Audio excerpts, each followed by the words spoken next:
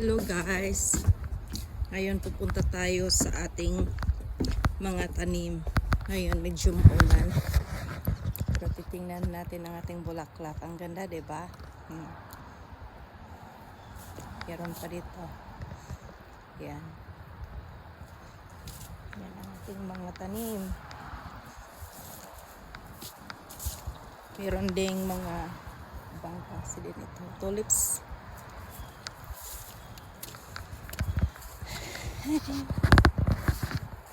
Medyo maulan po dito ngayon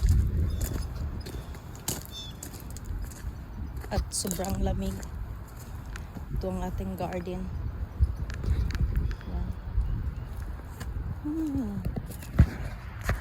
Ano ba dito? Ito ang aking talong. Hindi pala na. Ito lang pala.